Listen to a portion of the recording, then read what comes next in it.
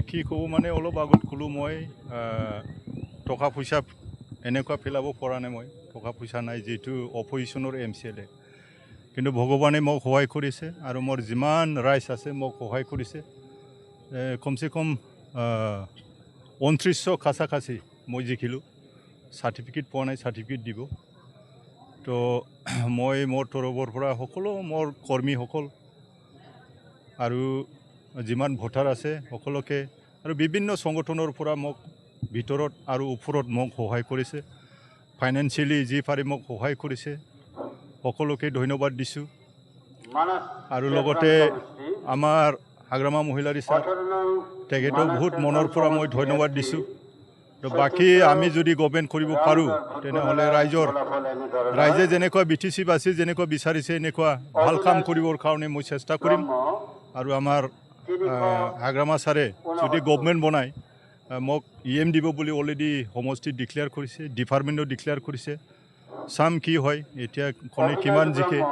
পিছত হ'ব এইবিলাক তো মই সকলোকে ধন্যবাদ দি মোৰ যি নেকি আপোনালোকৰ ওচৰত চমুকৈ পিছত কৈ থাকিম এতিয়া ক'ব লগা একো নাই মইতো আগত 29 চনমান যাব 2900 এনেকুৱা যাব আগত যেনেকুৱা আছিলে 2020ত ঠিক তেনেকৈয়ে অলপ 100-200 কম বেছি 50-60টা এনেকুৱা কম বেছি হৈছে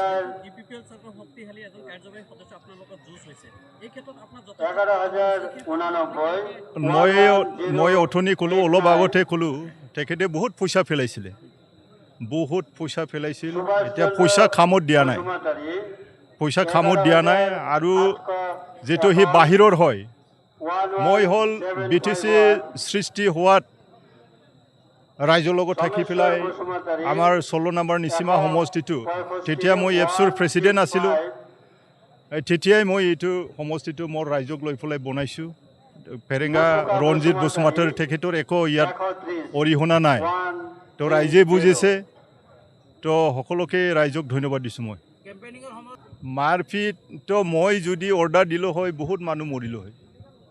যেতিয়াই শুনিছোঁ তেতিয়াই মই প্ৰশাসনৰ লগত মানে যোগাযোগ কৰিছোঁ DC SP ডাঙৰীয়া আমাৰ SDPO OC ডাঙৰীয়া ইহঁতৰ লগত মই পুৰা যোগাযোগ আৰু ৰিটাৰ্নিং অফিচাৰ লগত যোগাযোগ কৰিছোঁ মই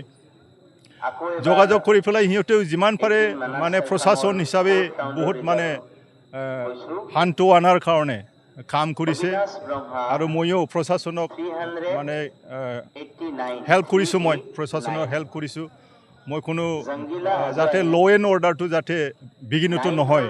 এইটো কাৰণে তেতিয়াই মই মানে মোৰ ৰাইজক মিডিয়াৰ যোগেদি মই অনুৰোধ কৰিছোঁ যাতে কোনো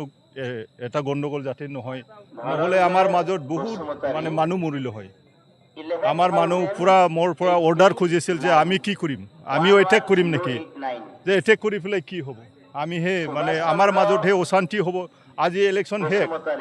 কোনে ৰিস্ক ল'ব বহুত মানুহ মৰিলোঁ হয় সেইটো কাৰণে এইবিলাক আগৰ পৰা মই অশান্তিটো বিচৰা নাই শান্তিটোৱে বিচাৰিছোঁ তো এইটো কাৰণে আমাৰ এটা আঘাত হৈছিলে 3টা গাড়ী নষ্ট হৈছে 3টা গাড়ীটো যোৱাকালি ওলোৱা হ'ল MBI ৰিপৰ্ট পালোঁ মুখলৈ আনিলোঁ বেংটলৰ পৰা মুখলৈ আনিলোঁ আৰু যি হস্পিটেলত আছিল তেখেতকো মানে এতিয়া হস্পিটেলৰ পৰা ৰিলিজ এতিয়া সুস্থ হৈ আছে